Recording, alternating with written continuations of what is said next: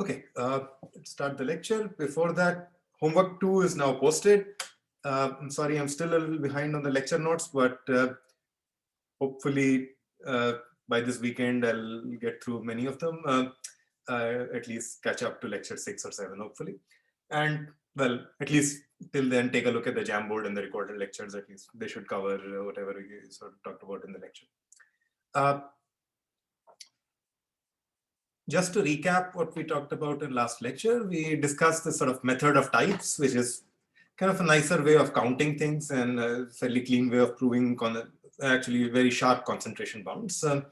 And we defined the type of a sequence of samples from some space script X of size R, let's say, to be just the histogram or the normalized histogram. So we look at what is the fraction of positions among 1 to n in which the symbol A appears, and then that's the probability of A in this distribution P sub x bar, which we also call the empirical distribution.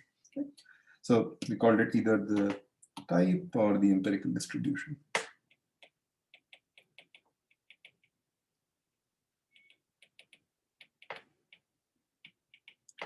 And using this, we proved a fairly sharp concentration bound, or like actually a two-sided bound on probabilities, and not just an upper bound, which we called Sanov's theorem. Well, we didn't call it, but that's what it is.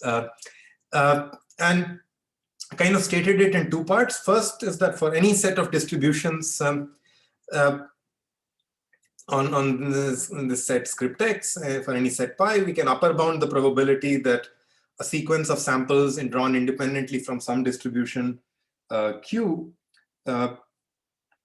falls inside this pi.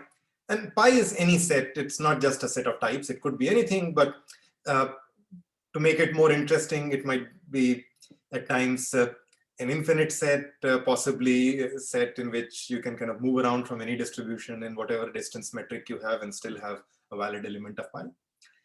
But the upper bound, or part 1 of Sanov's theorem, holds for any collection pi. It doesn't have to be infinite or continuous or anything. It's just arbitrary. For part 2, we use the fact that if pi is kind of nice, which is like it's a closure of an open set, so it's basically an open set and you've included the boundary, then it's the probability is kind of bounded on both sides. And we also saw that this is necessary. You can have one point which is a distribution with kind of irrational numbers as probabilities, and there is no way a type sequence is going to be in this set or equal to this weird distribution. One thing which I mean, so this is what we proved. I think for the second part, I sort of only sketched the proof of a sequence approaching. I kind of clarified it a little bit the beginning, but if you have more questions about it, feel free to ask, or I can go over the entire proof again if you want. It's not anything deep. It's just a little bit of bookkeeping.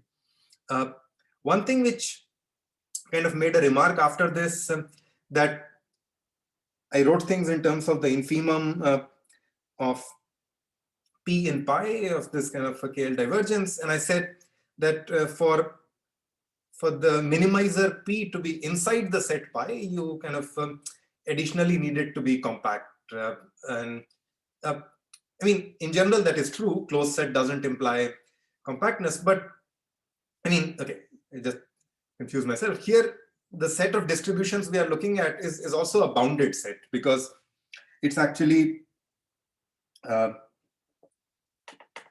if you look at distributions, they all satisfy this one sort of equality, that the sum of all of them is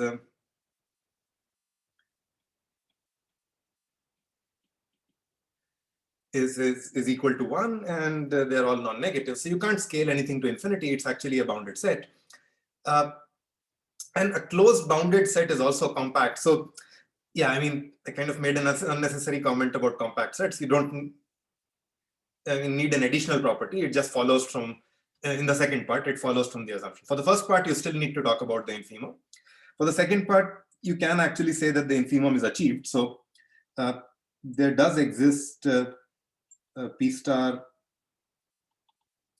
in pi is such that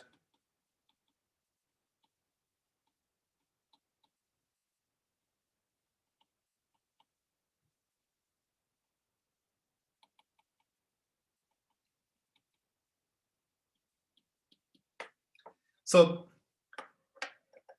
another way to say it is that, I mean, the definition of closure can be that we just basically include the limit points of all infinite sequences, and the sequence which is defining the infimum is an infinite sequence. And when we say we have a closure, we've actually sort of by force included the limit point of it. So the infimum is in the set. We don't need to worry about infimum only for the second case. But yeah, we'll talk more about this kind of properties later. When we have this sort of situation such as part 2, where we have the closure of an open set, we can assume that the minimizer lies in the set.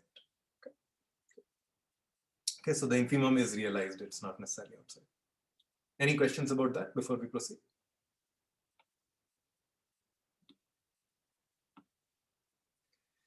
Okay, so today I want to sort of talk about the problem of hypothesis testing, which we have maybe alluded to previously. As I kind of mentioned times earlier, this is a fairly general setting, which you can use it more often for lower bounds, but you can think of hypothesis testing as a fairly general setup where you can say you have some sort of classifier which is learning your data, and your hypotheses are classifier 1 is the best one, or classifier 2 is the best one, and so on and so forth. Or you can sort of say you're trying to learn some parameters of some distribution, and you can say that the Gaussian you're trying to learn has mean this or mean some other value, and so on. And you can have a large collection of possibilities which are multiple hypotheses. A lot of times the way it's applied is kind of in terms of proving lower bounds, and we'll see more of this in the next couple of lectures. But let's start with a relatively basic setting of just trying to distinguish between two distributions. So let's say you have a distribution P0 or P1, and you are given n samples from one of them. Okay. And you want to figure out which one the samples are coming from. We've already seen examples of this. We were looking at a distribution which was biased, like a fair coin, or the distribution which is coming from maybe a coin with a little bit of bias. So probabilities are half plus epsilon and half minus epsilon. And I mean, as I defined here, the problem is sort of symmetric. P0 and P1 are both sort of on an equal footing as distributions. In statistics, sometimes P0 is referred to as the null hypothesis. So this is sort of, in some sense, the default option.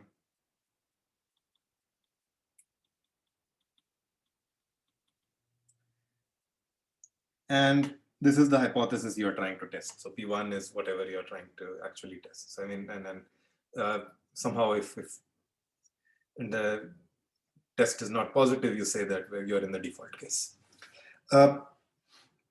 And there can be two kinds of error. The ground truth was P0, but you thought that P1 was true, or the hypothesis that samples were actually coming from P1, which I'll denote the probability of this error I will denote by alpha of t. And so t is an arbitrary tester for now. We are not assuming anything computationally about it. It just takes n samples or sort of n elements from this universe script X, and then outputs 0 or 1, which we'll just think of it as classifying whether the samples are coming from P0 or P1, just according to the index. Okay. And alpha t is then the probability of a false positive.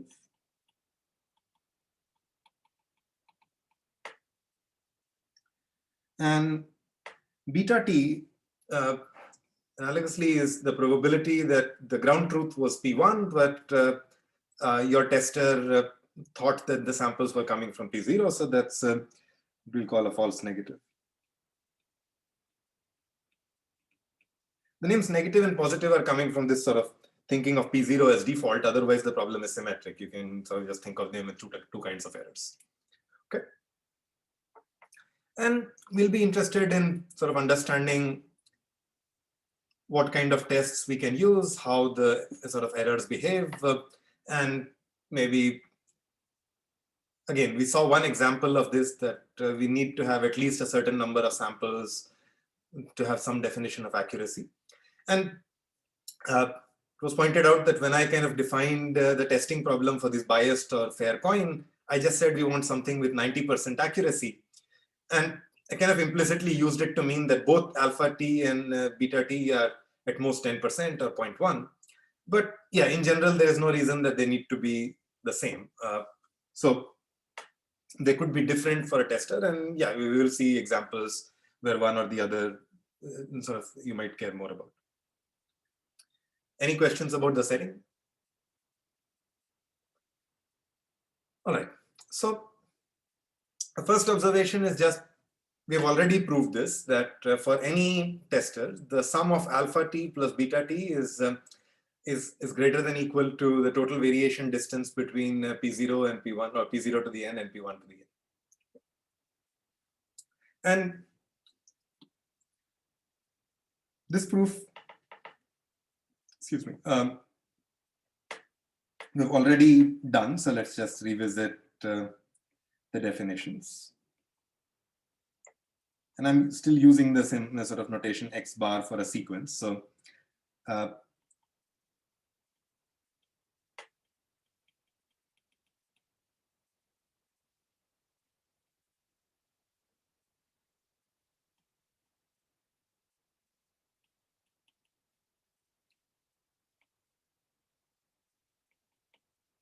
probability that T of X is equal to 1 is just the expectation.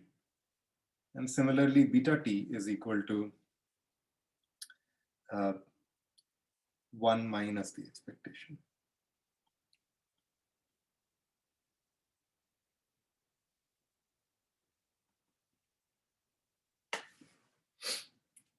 And now we already know that the difference in expectations, so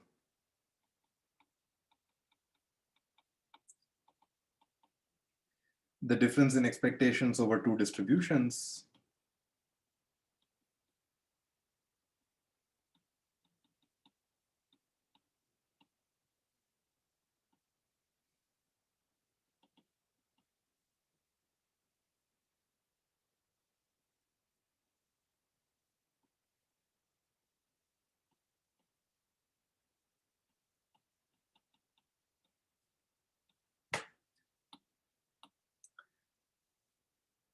is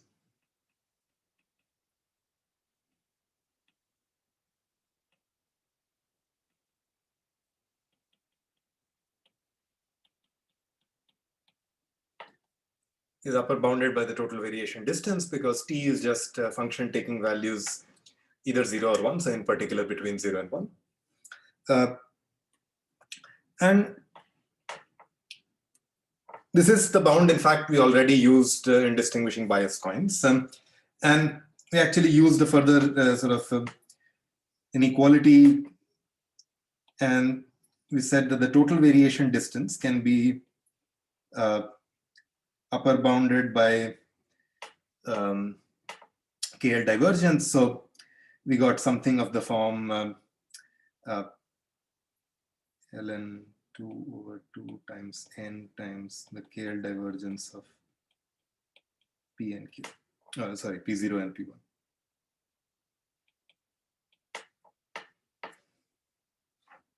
Or we could have obtained P1 and P0. So if the total variation distance is a symmetric quantity, KL divergence is not, but we can use either outright.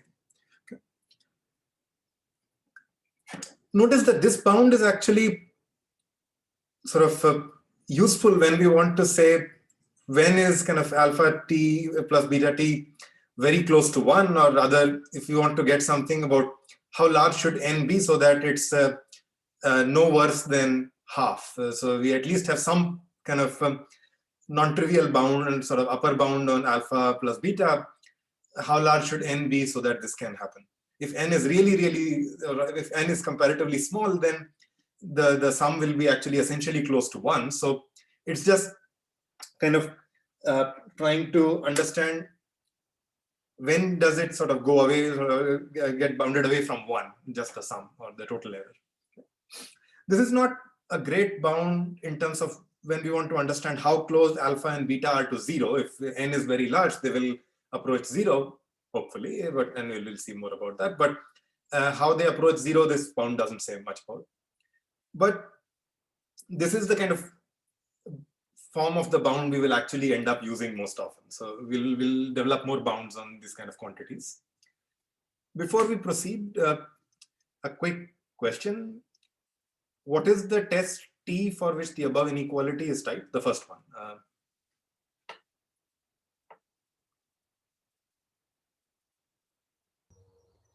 Maybe likelihood ratio? Sorry? Likelihood ratio of what? Of the two probability distributions on, on X. Yeah, so you're saying T of X is equal to 1 if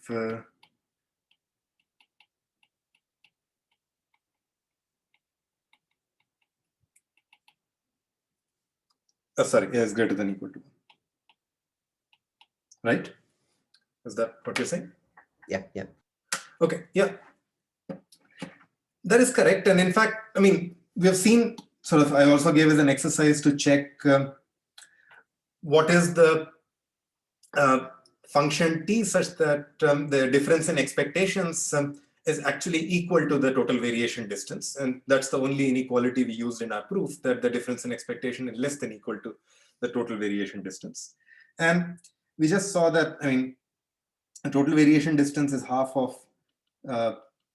this kind of quantity.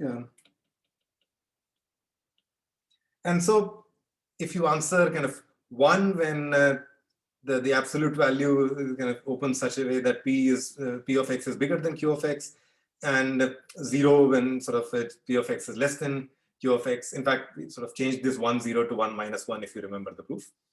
So yeah, to achieve the total variation distance, we look at all points where one probability is bigger than the other. And this is also what we use, this kind of a set of these points is also what we used in proving Pinsker's inequality. So this is kind of useful to remember for, yeah, in general when sort of thinking about total variation distance. Any questions so far? All right. So, yeah. Hello? Question? Okay. Of course, it may be the case that we care more about one of these. So maybe it's okay if we have a false positive every once in a while, but we are really worried about the sort of effect of a false negative, or the other way around. So maybe we don't necessarily care about both of them equally, so just minimizing the sum doesn't make sense. And we'll see later kind of other things that maybe if you want to minimize, let's say 1/3 times the probability of false positive plus 2/3 times the probability of false negative. This doesn't really change things, because these probabilities, at least as kind of the number of samples is getting larger and larger, these probabilities are kind of going towards 0. And so they're decreasing exponentially in n. So these constants 1 or 1/3 or 2/3 don't really make a difference. But we'll talk about that case in a bit. So, but at least for when you're looking at two hypotheses, it's actually possible to sort of study each of these probabilities individually and sort of understand how it changes and what kind of tests are there if you want to optimize these. So the first observation, which is called the Neyman-Pearson lemma, is that the kind of test we defined previously, that maybe the ratio of the two probabilities is greater than 1. If that is the case, we say it's we output 1, otherwise 0. Basically, these kind of tests are optimal in general when you want to think about both the error probabilities in the following sense, that suppose you have a ratio test with some ratio delta. It need not be 1. was really to optimize the bound or sort of get as close to the statistical distance as possible, or the total variation distance. But maybe in general, you have a bound where you're looking at the ratio. It's bigger than, if it's bigger than delta, you answer, and delta can be any real numbers, or sorry, any positive real numbers. So doesn't have to be larger than 1. It could be half, it could be 2, it could be 200, doesn't matter. Then if you have any other test, then at least in one of the parameters, the ratio test is better. So if you have any t prime, which let's say equally good as t in terms of alpha, then it does worse in terms of beta. So if you have any test t prime, then kind of either alpha of t prime is larger or beta of t prime is larger. And we'll see, I mean, this together with the fact that we can tune these ratio tests so that we can achieve a given value for alpha means that sort of best kind of tests are ratio tests. Okay. But is the statement of the lemma clear? We'll prove it in a minute. Okay.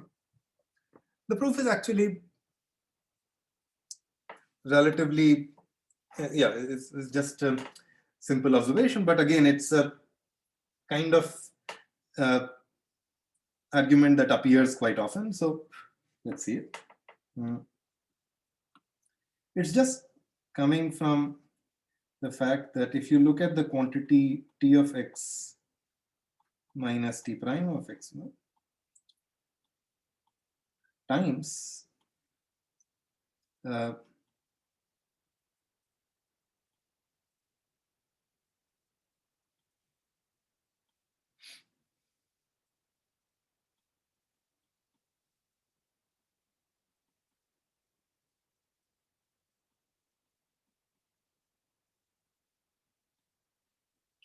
and this is non-negative for all inputs x bar. Okay. Let's see that in a minute, but this kind of argument comes up a lot of times when we are trying to prove, let's say, correlation of increasing functions like in the FKG inequality or in certain kind of metric inequalities. So this simple trick kind of recurs many times. The observation is just simple using the 0-1 nature in this case of t and t prime. So what we will prove is that both the quantities in kind of both these brackets are either both sort of positive or non-negative, or both negative. In each case, the product will be non-negative. Okay. So let's say that this is the second bracket is greater than or equal to 0. That the probability of x bar according to P1n is larger than P0n by a factor of delta.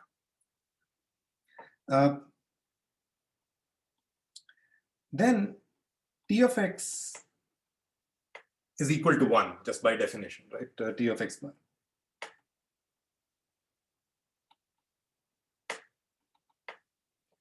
Which means that when you subtract t prime of x bar, which is either 0 or 1, the quantity remains non-negative, right? So then we have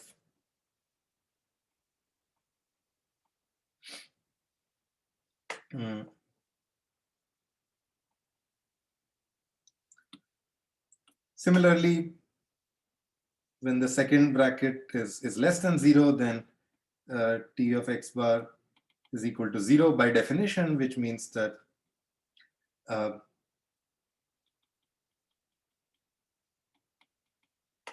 difference is less than or equal to 0. And that's pretty much it. That's the proof. You just kind of add this inequality over all x bars. So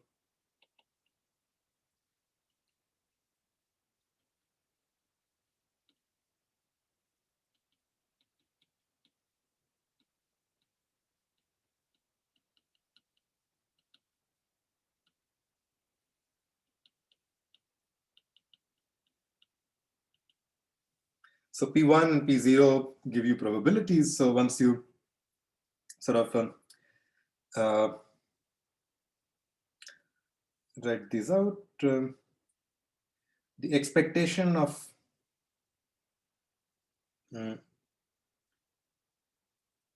T of x according to P1 is 1 minus beta of t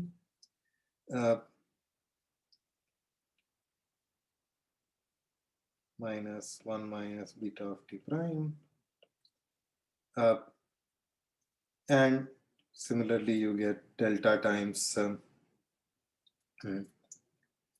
alpha of t plus delta times alpha of t prime.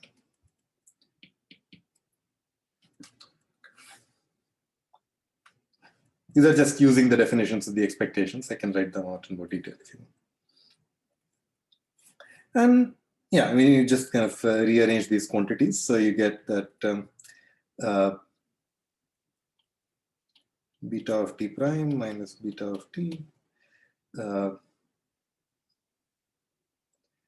divided by alpha of t minus alpha of t prime is greater than equal to delta, which is positive.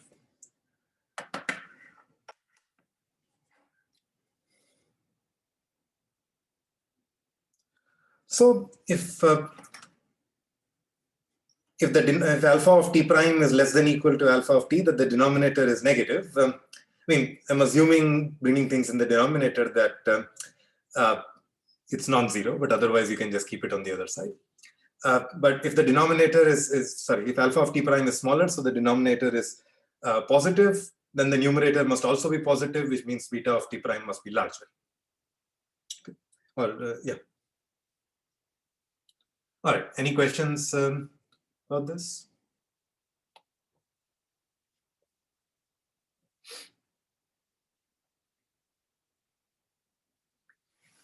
All right. So that tells us the kind of form of the best tests, or at least if you change the form of the test, at least one of the parameters alpha or beta must suffer. Now we can sort of maybe go a little deeper and try to analyze what these alpha and beta actually look like if we sort of focus our attention on tests of this form. And it turns out we can actually calculate these exponents, or well, at least give a recipe for calculating it, not necessarily write down numbers, but we can analyze relatively precisely what it looks like, and we'll also use these later for applications. Right. So my first claim is that the form of the test we are looking at is just kind of ratio of P1 to the n and P0 to the n greater than equal to delta can be written as the KL divergence, or the difference in KL divergence, being larger than 1 over n log delta for the KL divergence between whatever is the type of x bar with respect to P0 or P1. And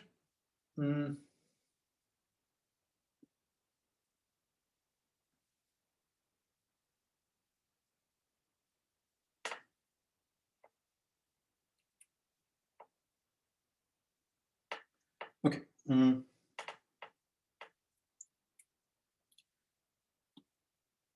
So this follows from something we said last time, that if you have a distribution, or a sequence x bar of type P, and Q is any product, no, Q is any distribution, that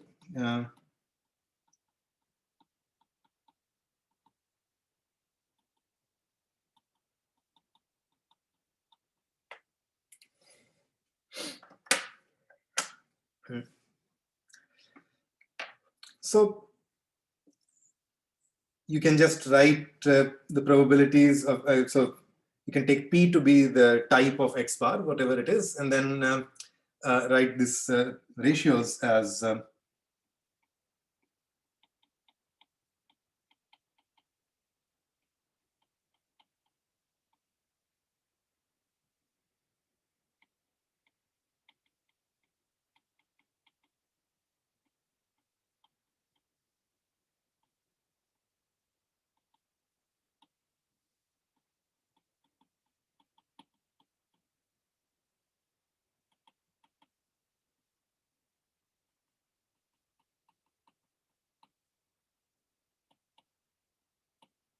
So the test can be written in terms of these KL divergences, and then you can take logs on both sides. Okay. But once you write it in terms of KL divergences, we can sort of define certain sets of probability distributions and so on, for which we can say the test will output 1 if the type Px bar lies in this set, and it will output 0 if it lies in its complement, or something of this form. Okay. So the tests will be, or like the subset of distributions we will define will be as follows. So let's say pi is the set of all distributions P, such that the KL divergence of P and P0 minus P and P1 is greater than equal to 1 over n times log delta, whatever is the quantity that came out in the expression here in the equivalent way of writing the test. And pi complement is just whatever distributions are not in pi. And yeah, the triangle here is kind of my bad drawing of the probability simplex. So this is just a set of all distributions drawn in 2 dimensions. So I guess these are distributions for for universe of size 3, but in general, you can think of this simplex as being in higher dimensional space. So we have labeled the regions of it as pi and pi complement. And yeah, because we like our regions to be sort of closures of open sets, we will take pi so the closure of pi complement in this case. Okay. So check that both pi and pi complement are actually closed convex sets, and in fact they are defined by linear inequalities. So it's not completely obvious from the way they are written down here, but it's a good exercise to check this. So I've kind of denoted them by drawing this straight line through the simplex, and that picture is not horribly inaccurate. My drawing of the simplex is, but otherwise it's fine. So you can think of these two as some nice convex sets. And yeah, sort of up to the fact that you take the closure of pi complement, but that doesn't really change things. It just means that instead of thinking of this inequality as less than, you look at less than equal to here also. Okay, that's just what the closure comes out to be. All right. Any questions about the definitions of these or this kind of equivalent way of writing the test? Okay. I mean, so you probably knew on the previous slide where this was going anyway. So once we have these sets and we set the sort of closed sets, closures, or like they're polytopes, so we can just apply Sanoff's theorem on each one of them and understand the exponent for each of them. Okay. And so let's do that. So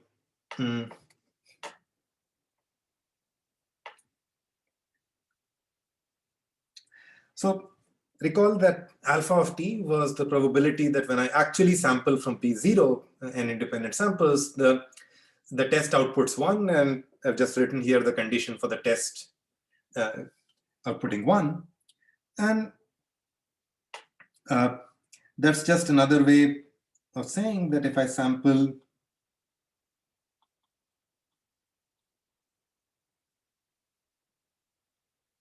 from P0, then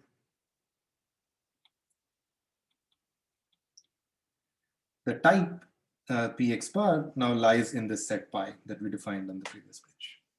Okay. Pi was just defined with this Px bar replaced with P and all distributions which have this property. So in particular here, we're just saying that Px bar lies in pi. Okay. And we already saw in the previous lecture that this quantity, at least we know, so this quantity kind of decays exponentially with n, and we know what the exponent looks like. There are some factors of maybe n plus 1 to the r, but if we just care about the exponent, and I'll use this sort of squiggle to just denote equality up to the right factors in the exponent. So this quantity decays as 2 to the minus n times d of what I'll call P0 star, where P0 star is just defined to be whatever minimizes the KL divergence. So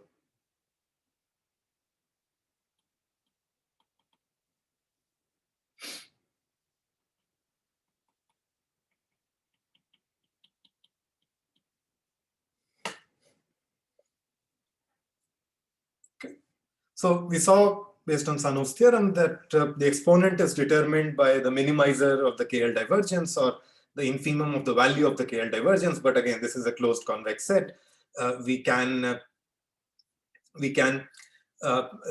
actually write down the minimizer, in this case, P0 star, then that's just the name I'm giving it. And the exponent will be determined by whatever this distribution is, in particular, whatever its KL divergence is. With P0, sorry. Okay. And similarly here, we can just write down this probability as and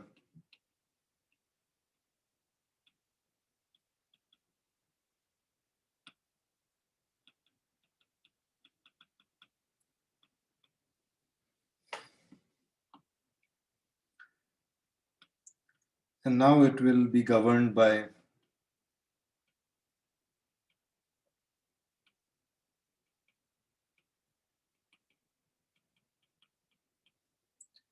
where P1 is, or P1 star is whatever is the minimizer. Now we will have to look for the minimizer in the closure, because pi complement is not a closed set, but okay.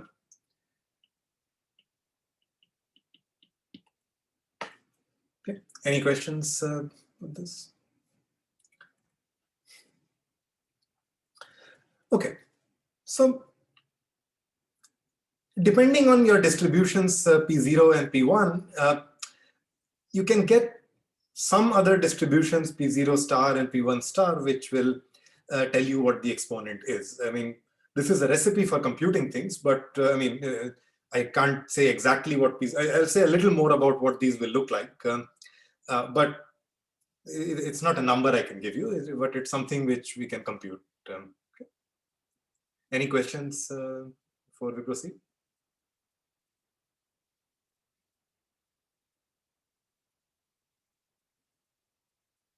Okay.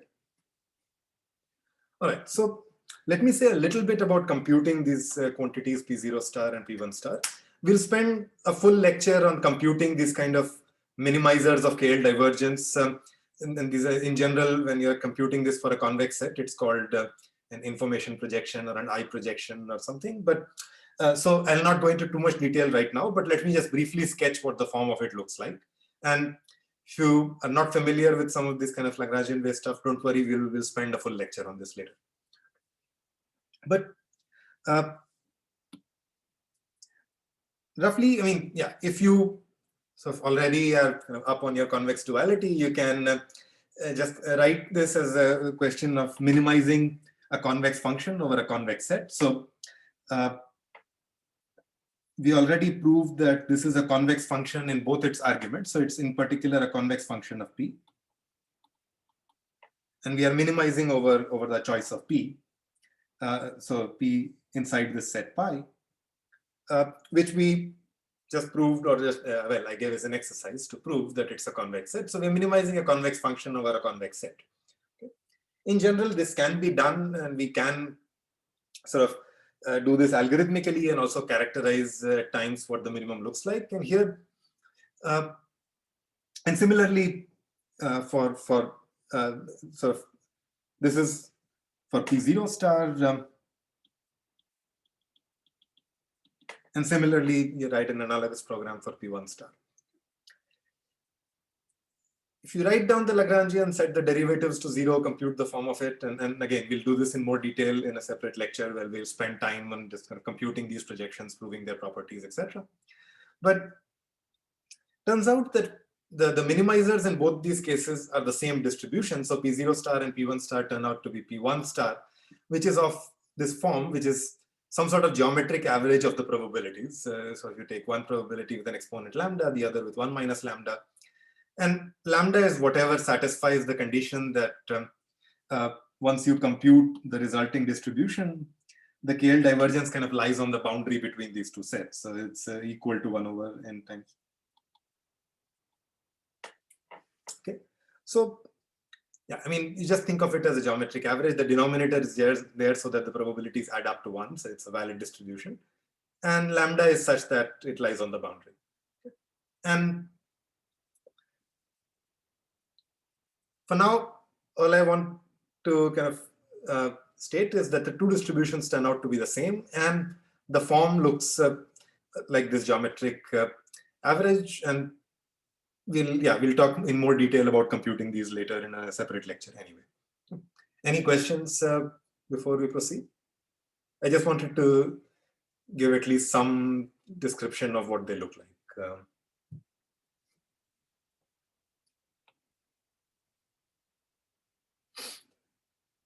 Okay, let's just get a little bit more of a feel for what these quantities look like. So now we've already observed that the minimizer is the same. It's P star, which is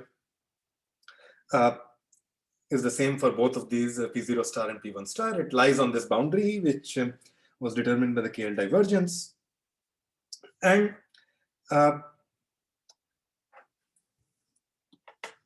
we know, or we kind of at least argued using Sanov's theorem, that the exponents of the alpha t and beta t kind of look like these, the divergence of P star, P0 or P1.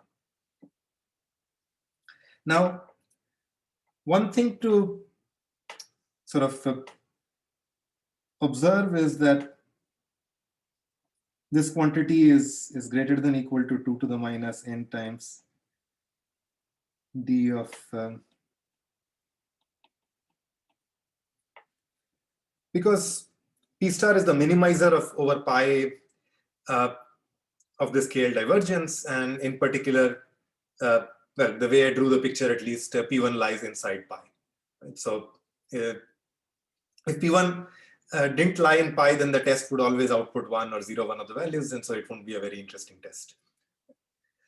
So the definition of pi, by the way, depends on delta and hence on the test. And same here, that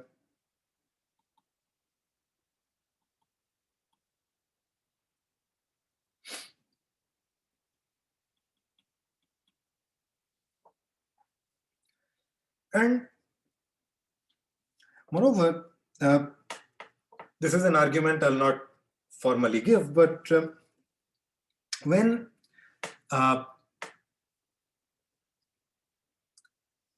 you want, like, as I said, you might care about one of the parameters, alpha or beta, more than that, more than the other. And one extreme case of this might be where you can only care about beta or only care about alpha, let's say.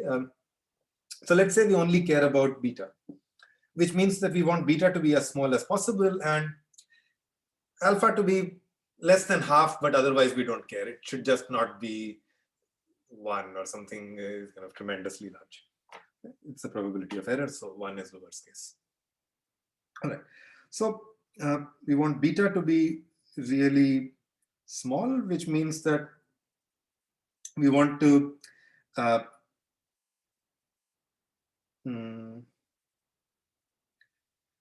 we want to have the region pi complement to be as large as possible. So we will kind of move the boundary closer and closer to pi, so closer and closer to the other side. So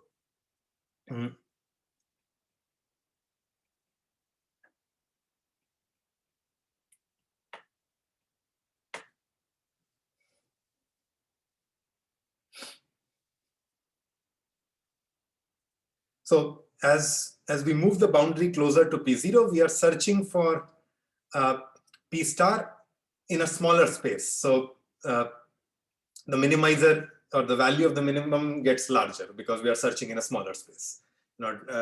So in particular, you get closer and closer to P0, and as sort of beta decreases, you sort of approach this exponent of 2 to the minus n times P0, P1. So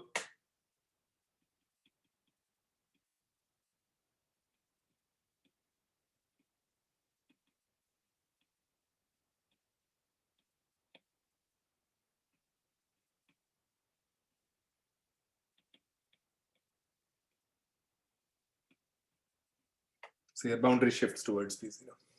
Likewise, if you kind of shift the boundary towards P1, then alpha approaches the KL divergence of the quantities we wrote down, and in particular, P star approaches P1 as the boundary shifts towards P1.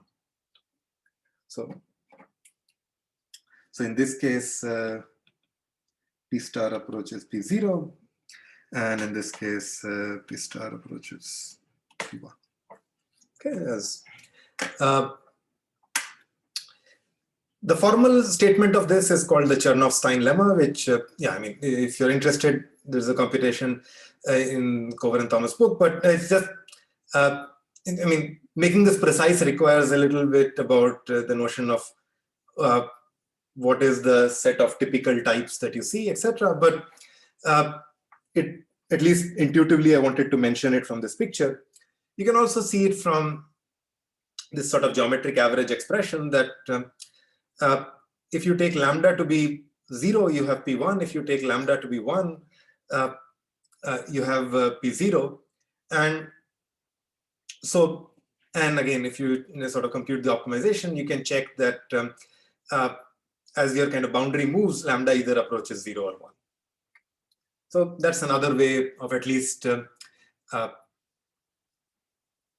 capturing this intuition. A full proof still requires a bit more work. Okay, so that's sort of what I'll say about the behavior of individual exponents. Any questions before we proceed?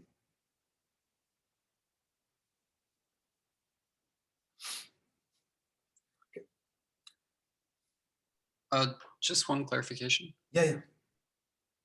So when you say the only like free thing we have to jiggle here is delta, right? Yeah. Okay, all right, that's all. Yeah. So the only, we kind of fix the form of our test, which is determined by delta. And when I say boundary shifts, I just mean we kind of take delta towards infinity or towards 0.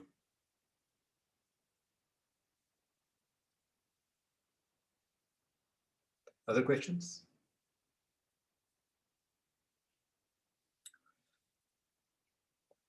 Okay.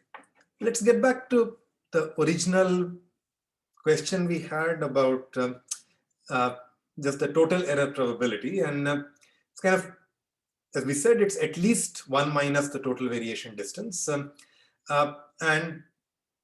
turns out we can also prove an upper bound, and in fact, a sharp upper bound of how it decays exponentially. So the bound we had in terms of total variation distance makes sense when n is small and this quantity is kind of just getting off the ground or just being bounded away from 1.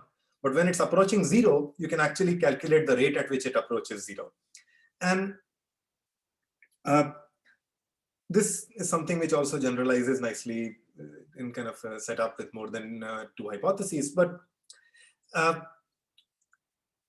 you can calculate the exponents in both of these cases with just kind of plug in delta equals 1. That is the optimal test we saw when, I mean, it's equal to the total variation distance. So and it can never be better. So it's equal to 1 minus the total variation distance and can never be smaller than that. And so this is just another way of saying that we are estimating the total variation distance now. The exponents now will kind of vary again as the KL divergence of P star with P0 and P1. Now P star is whatever is computed for when you set the boundary at delta equals 1. And it's some quantity, which is like the dominating exponent will be whatever is the minimum, like the smaller KL divergence, minimum of P star P0 or P star P1. And I mean, again, this is just a recipe for computing this. It's not a description as a number, but it's something which is a symmetric definition in terms of P0 and P1. If you exchange the rows of P0 and P1, the definition of this quantity is the same. And So this is sometimes referred to as a distance, or the Chernoff distance between the two distributions P0 and P1. It also plays a role when we try to think of more than two hypotheses. But there are kind of alternate definitions of this with, yeah, I mean, I can write them down, but it doesn't, all I want to say is that it's some sort of notion which is symmetric in terms of P0 and P1, and it's kind of sometimes referred to as a distance between them. And again, because we are decaying exponentially, if you sort of had a weight of 1/3 or 2/3 in front, or any weights which were not decaying with n, then the exponent behavior will not change. So it doesn't matter what kind of weighted sum you are trying to minimize for alpha and beta, not just alpha plus beta. So sometimes it's thought of as a kind of Bayesian error estimate, that maybe you thought that the hypothesis P0 occurred with probability 1/3 and P1 occurred with probability 2/3. And what is your expected probability of error in that case? It will be 1/3 times the probability of false positive and 2/3 times the probability of false negative. Or you could have had any other distribution on P0 and P1. But if you're thinking of it as a distribution or something to do with P0 and P1, n will not occur in that distribution. It's just about how your P0, P1 are distributed. It has nothing to do with how many samples you draw. So these weights will be just some constants, not depending on n, and in any of these cases, the exponent or the dominating exponent will always be the same. So, so sometimes this quantity Chernoff distance or Chernoff information is sort of thought of as being giving you the optimal probability of Bayesian estimate for error and so on. Okay, this is sort of maybe a somewhat detailed investigation of kind of how you can do hypothesis testing for two hypotheses, what the decay of exponents looks like, and so on. All that said and done, the bound we will actually use most often is the simplest one, which is, so I'll re-emphasize this bound.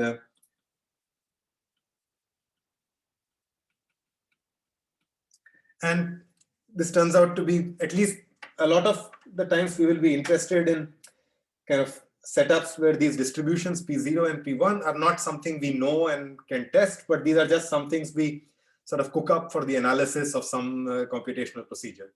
So these distributions, rather these hypotheses P0 and P1 will be hypothetical. So these are just some things we will make up for the purposes of analysis, and we'll say any procedure which is solving a certain problem must also end up solving this hypothesis testing problem. And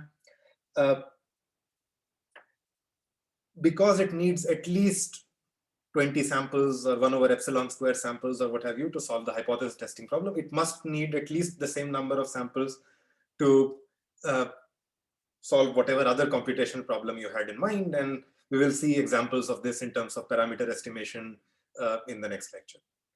So, but we will kind of most commonly apply it for the lower bound, although at least for two hypotheses, there is a relatively pleasing theory of what the optimal test looks like, what the error exponents are like, etc., etc.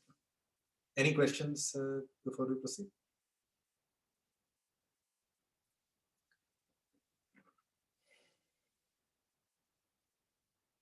Okay.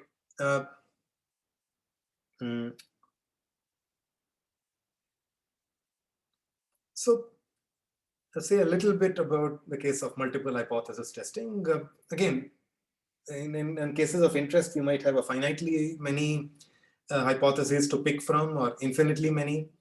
A lot of the time, even if we have infinite, we will kind of, for the purposes of whatever lower bound we have, we'll say that a problem which is solving this kind of infinite question must at least be solving this finite question, whether it's being able to distinguish between these 20 hypotheses. So we will use the sort of finite but maybe larger than 2 size case in terms of lower bounds.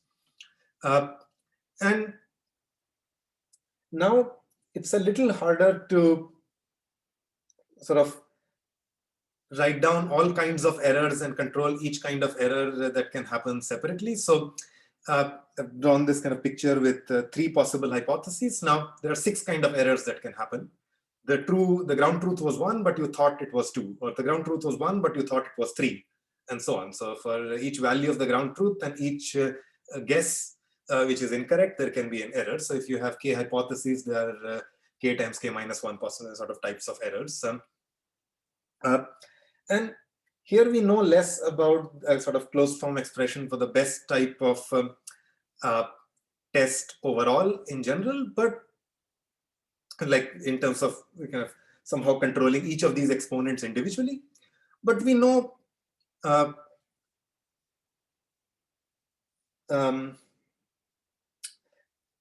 what is the kind of test that sort of at least minimizes the sum of all errors or any kind of weighted sum, which is this kind of Bayesian error estimate. So we can also think of V as a random variable, which takes value as one of the hypotheses with whatever distribution in the kind of Bayesian interpretation. And then we get some data, which is X bar, and then we try to estimate V hat from it. And so it actually, at least if you're trying to sort of understand the sum of all errors,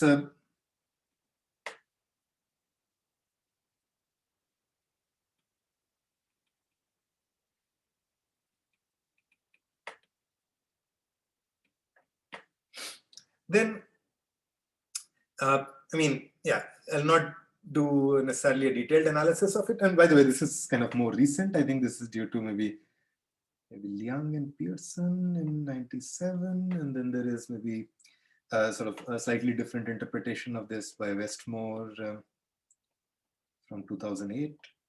So, and I'll put these references, I'll add more details here, but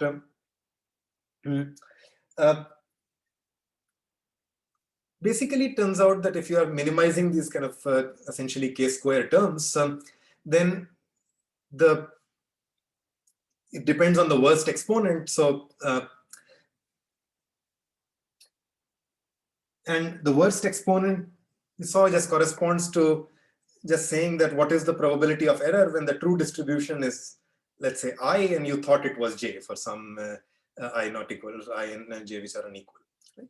And we know that for when I is not equal to j,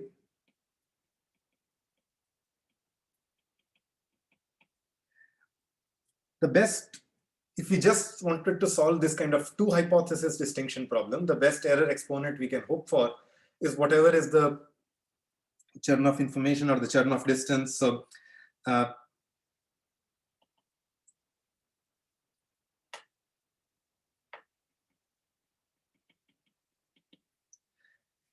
and so the best exponent overall turns out to be the minimum over all I naught equals j.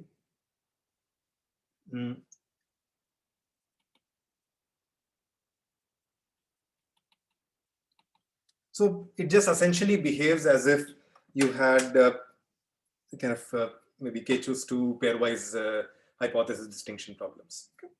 Okay. I mean, yeah, I'll not necessarily prove this. It's just sort of a reduction to the two hypothesis case. But this can be achieved, and again, the form of the test is quite simple. So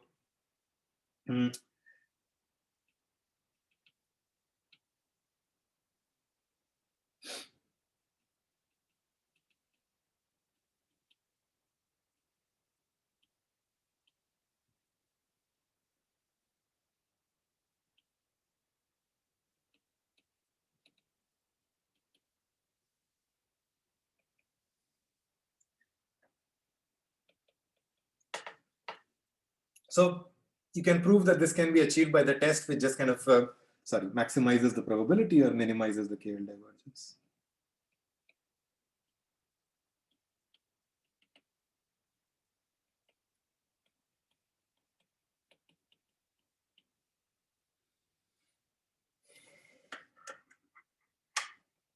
Okay, and again, this test achieves the Chernoff distance or the optimal exponent just because when you think of this test but restrict yourself only to two of the hypotheses, this test is exactly the test we kind of analyzed for alpha t plus beta t earlier. It's just picking whichever is the closer distribution in terms of KL divergence. So it reduces to the original test, and the analysis again gives you the same exponent. Okay. I just wanted to sort of briefly mention this, although, yeah, because it's a reduction, it sort of usually we'll either use the two hypothesis case directly in the application we are interested in, or we will use sort of a version of the bound which is in terms of the total variation distance, a lower bound on the error probability, when in the regime where kind of the error probability is maybe close to 1, but not sort of in the regime where it's going towards 0. Okay.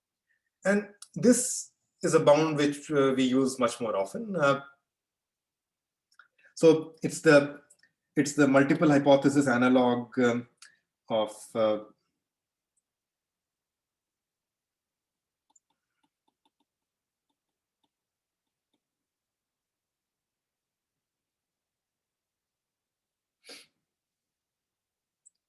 in that case, we got a bound which is in terms of the square root of the KL divergence. So we got some constant times n times the KL divergence of P0 and P1. Notice that whatever is the quantity inside the square root, only the bound only makes sense when that quantity is less than 1. And so the bound here we are getting is kind of quadratically far off. So the bound we get just using statistical distance and KL divergence is a better bound, because let's say square root of 0.1 is a larger quantity than 0.1. So for quantities less than 1, the square root bound is better. So, but that doesn't quite apply when we have more than 2 hypotheses. So here we get a bound using an inequality we have seen earlier. Any guesses what that is, just based on the form of this? This is Fano's inequality? Fano's inequality, great.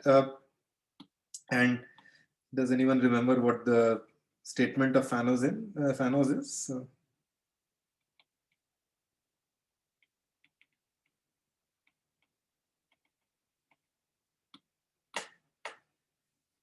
Okay, I mean, to be fair, I don't remember the statement of Fano's inequality most of the time anyway, but it's like we can derive it. And then, so the thing I find useful to remember about the proof is that it introduces this extra random variable, which kind of is a 0-1 variable which determines when an error occurred or not. So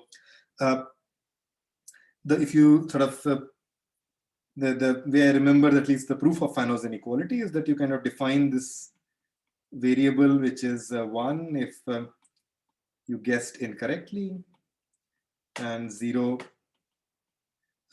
if the guess was correct. So VHAT is trying to guess which is the true hypothesis now, and V is some collection or some distribution or some random variable which is picking out one of the hypotheses. And I mean, we just sort of obtained the proof by just analyzing how much is the uncertainty that remains even after we have made our predictions. So because we're trying to sort of say how much is the error from our prediction, what is the minimum amount of error. So we just kind of are measuring the uncertainty that remains given our prediction. And then you just kind of compute it in 2 ways. So, sorry.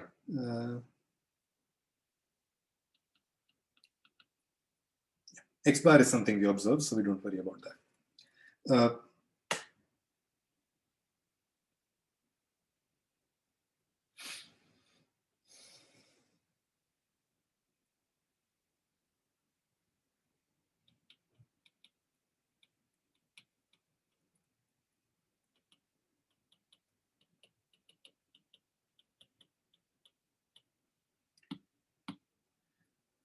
Recall that this was equal to 0 because E is determined based on the values. And we can also compute it another way using chain rule. So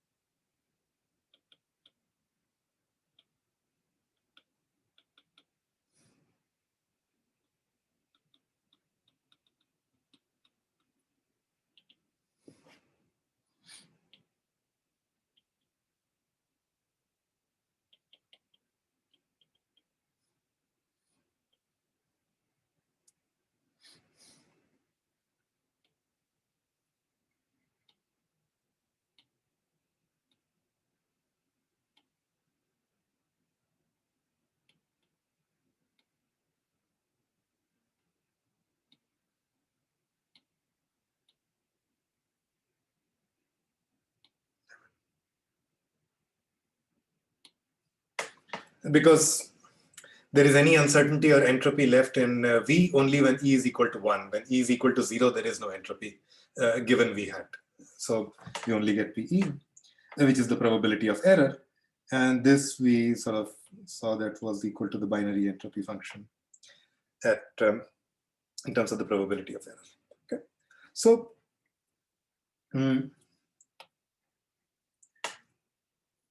based on that, what we got was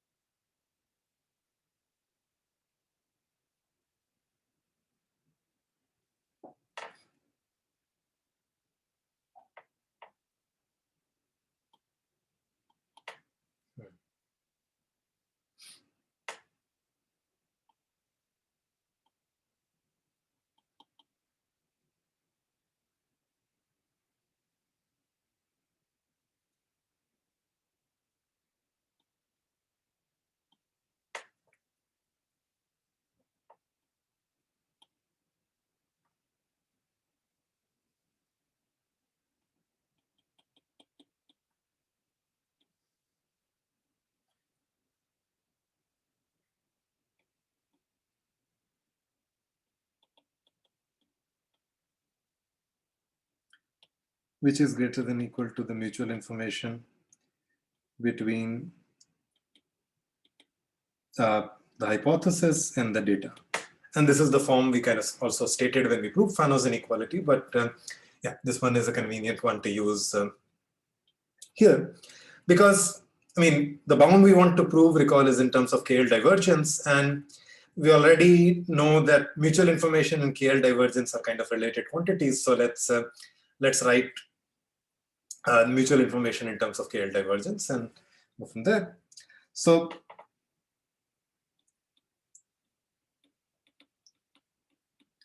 the mutual information of two variables, and this was on the first homework, can be written as the KL divergence, I guess, between the joint distribution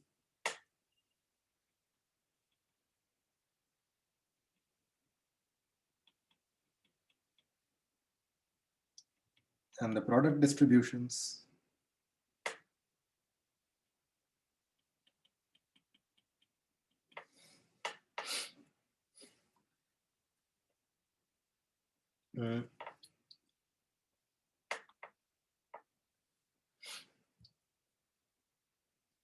And we can write, we can sort of apply chain rule to write it in terms of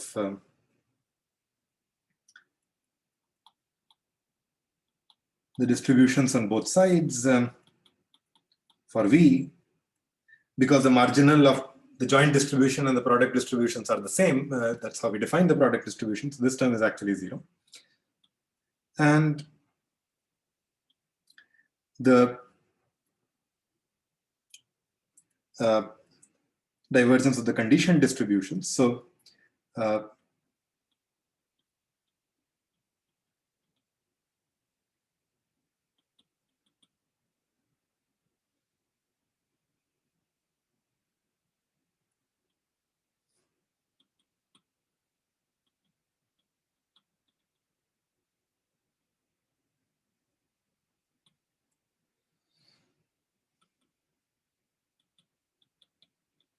and when we look at the product distribution and condition it, nothing changes. So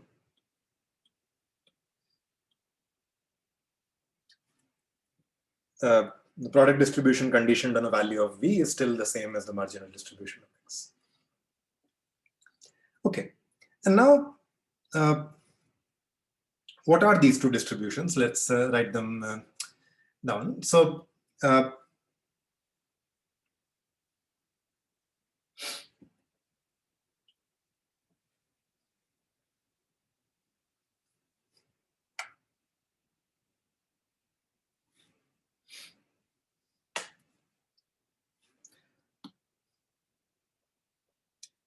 So P of X bar is nothing but the average over the value of V P sub V to the N. Because it's just the distribution of the data averaged over all possible ways in which we could have selected the hypothesis or the parameter V. If V was equal to 1, then we get P1 to the N. If we get V was equal to 2, if we get so let's just call this, let's just define it to be equal to some distribution P bar. And if we fix a value for V, then the first quantity is just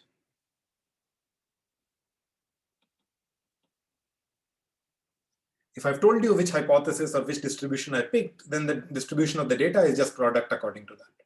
So it's PV to the N, whatever V was.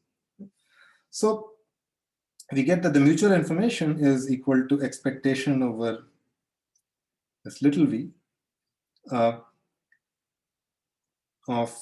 the KL divergence of PV to the N respect to P bar. Now this P bar is kind of a somewhat annoying thing because it's an average of many product distributions. If it was just a product distribution, we could have sort of applied chain rule again and written KL divergence in terms of distributions without the product, or just taken the N out. But we can do that because remember, KL divergence is convex in both its arguments.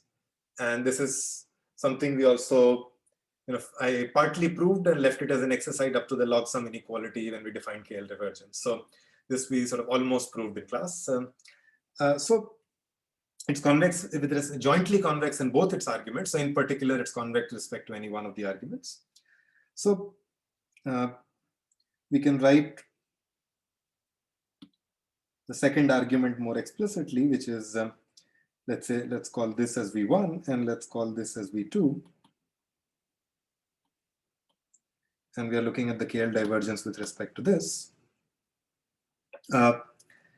And because of convexity, we get that this is less than equal to expectation over V1 and V2, the KL divergence of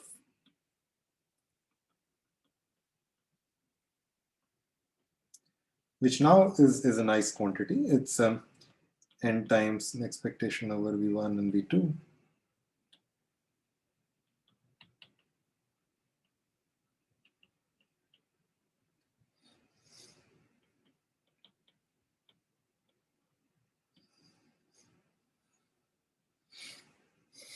Okay, so now we kind of express this mutual information in terms of KL divergence. Plugging everything back, we just get the bound we wanted. So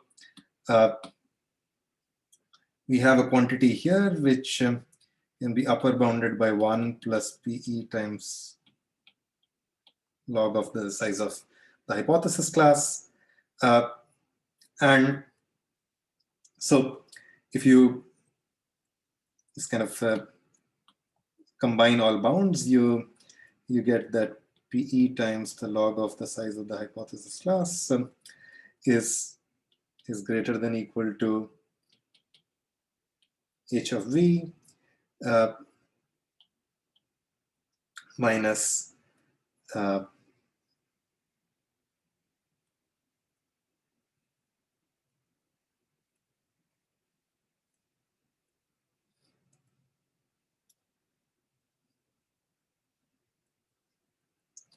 actually, well, in a second.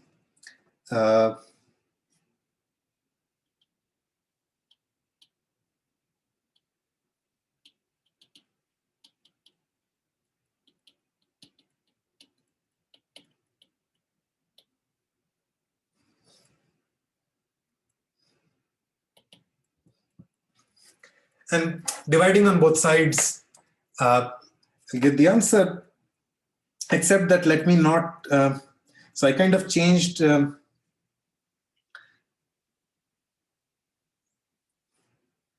this H of V to log v too soon, so let me not do that yet. Let me actually keep this as a bound which is h of v, and then I'll change it later just to get the one version of h of v that I wanted. So here I can just keep this as the entropy of v.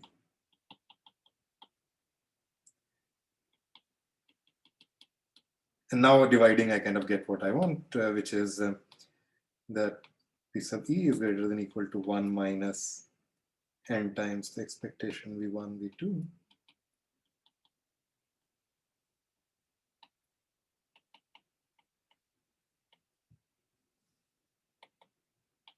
The whole thing divided by h.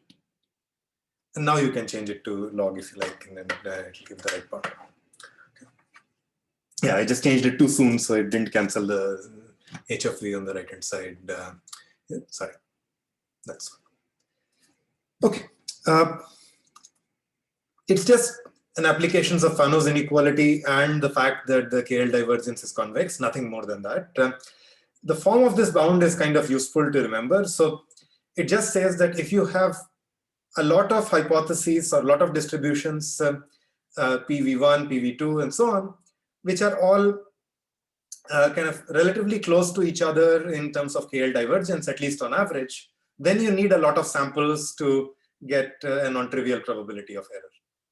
And this is the way we'll kind of use it, that if we want to sort of have some parameter estimation problem where we want to prove a lower bound, we'll come up with a bunch of distributions which maybe are somewhat different in their parameters, but look very close in KL divergence.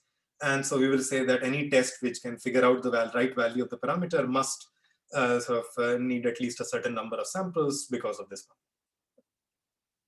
Okay, we'll formalize this in the next lecture. Any questions? I have a question. Yeah. It seems like using convexity directly might lead to pretty slack lower bounds. Are there? Can you think of any examples where calculating directly the KL divergence between the mixture and any given v leads to tighter bounds?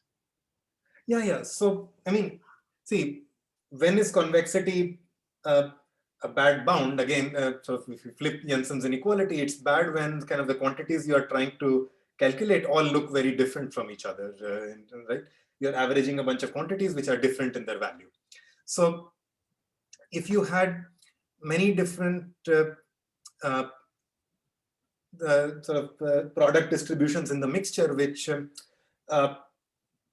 which looked quite different from the average of the product distributions. So yeah, I mean, I can create an example maybe with sort of distributions with many different biases. I can try to work out an example and show you next time. Or maybe okay, with that intuition, if you take okay, I'm thinking of Gaussian mixture with symmetric means, like -1 and 1 with 1/2 probability. Okay. So you take so the average has mean 0, right? Yes. If I take the mixture, but Good. each individual has mean either 1 or -1. So Yes. the first moment doesn't even match. So that seems to me that in that case, this will lead to a bad bound if I directly apply convexity. Yeah. So I mean, that's correct. So that's a case where if you look at an n tuple, this will be an n-dimensional Gaussian, and the means will be that all ones or all -1s, and the average mixture will still, it will not be a Gaussian anymore, but will have mean 0. So I'll have to do some work to calculate the KL divergence of the average mixture with respect to each of these Gaussians after n samples. But yeah, I mean, it should be true that there will be some loss in convexity. I'll have to quantify exactly how much by calculating the KL divergence more carefully. If it's just 2 Gaussians, yes, absolutely. It's easy to calculate this. But I kind of in particular want to find an example where this is true even after n samples. Okay, thank you.